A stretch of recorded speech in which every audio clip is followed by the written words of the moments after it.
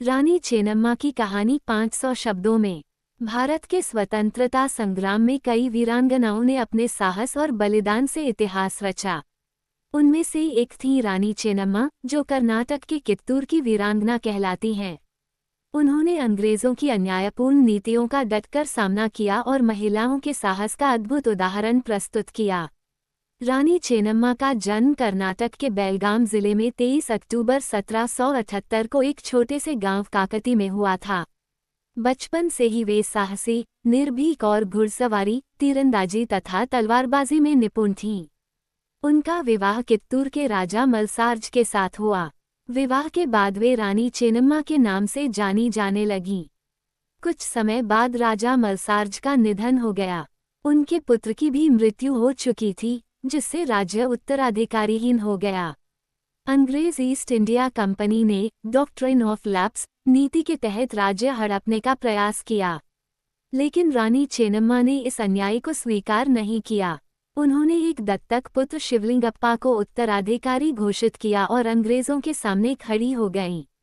अंग्रेजों ने रानी के दत्तक पुत्र को मान्यता देने से इनकार कर दिया और कित्तूर पर कब्जा करने की योजना बनाई।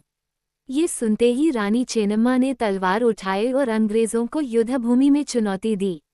1824 में रानी ने अपने वीर सैनिकों के साथ अंग्रेजों के विरुद्ध युद्ध लड़ा। इस युद्ध में रानी ने अद्भुत साहस दिखाया और अंग्रेज सेना को भारी नुकसान पहुंचाया। पहले युद्ध में रानी चेन्नम्मा ने अंग्रेजों को पीछे हटने पर मजबूर कर दिया। इस जीत से उनका नाम पूरे दक्षिण भारत में गूंज उठा, लेकिन अंग्रेज बार बार चाले चलते रहे। उन्होंने गद्दारों की मदद से रानी की सेना को कमजोर किया और अंततः रानी को गिरफ्तार कर लिया। रानी चेन्नम्मा को बेलहोनगल किले में कैद कर दिया गया, जहां 21 फरवरी 1829 को उनका निधन हो गया।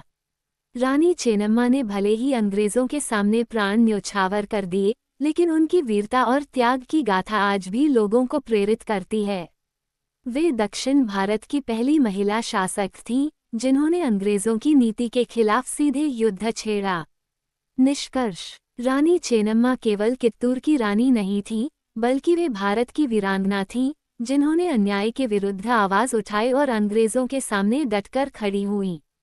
उनका जीवन हमें ये संदेश देता है कि कठिन परिस्थितियों में भी साहस और दृढ़ निश्चय से किसी भी चुनौती का सामना किया जा सकता है।